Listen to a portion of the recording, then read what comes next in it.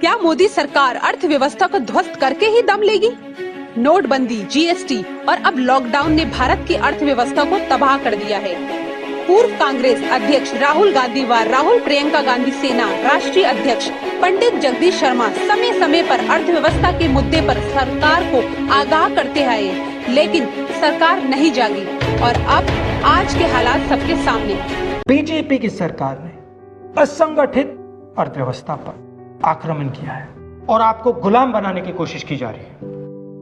2008 में जबरदस्त आर्थिक तूफान है, पूरी दुनिया में आया, अमेरिका में, जापान में, यूरोप में, चाइना में, सब जगह आया।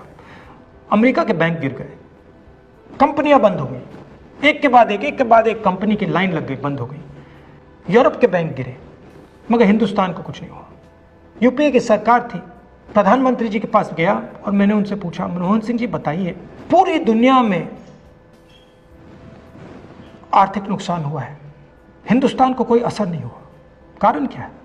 मनमोहन सिंह जी ने कहा, राहुल, अगर हिंदुस्तान की अर्थव्यवस्था को समझना चाहते हो तो यह समझना होगा कि हिंदुस्तान में दो अर्थव्यवस्थाएं हैं। पहली असंगठित अर्थव्यवस्था और दूसरी संगठित अर्थव्यवस्था। संगठित अर्थव्यवस्था में बड़ी कंपनियां, नाम आप जानते हो। असंगठित अर्थव्यवस्था में किसान, मजदूर, छोटे दुकानदार, मिडिल साइज कंपनीज। जिस दिन तक हिंदुस्तान का असंगठित सिस्टम मजबूत है, उस दिन तक हिंदुस्तान को कोई भी आर्थिक तूफान छू नहीं सकता। अब आज के दिन आते हैं। पिछले 6 साल से बीजेपी की सरकार ने असंगठित अर्थव्यवस्था पर आक्रमण किया है।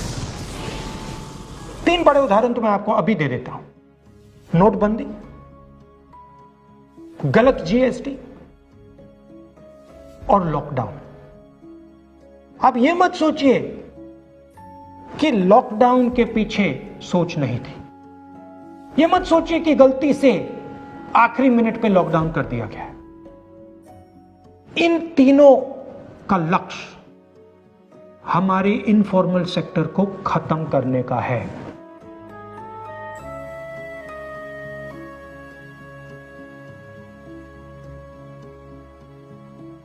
आज देश को भुगतना पड़ रहा है। सरकार घुमाती रही, झूठ बोलती रही, बहलाती रही, कह सकते हैं चारों तरफ घुमाती रही देश की जनता को झूठे वादे पे झूठ बोल बोलकर। और राहुल गांधी यही कहते थे कि झूठ मत बोलो, सच देश के सामने रखो।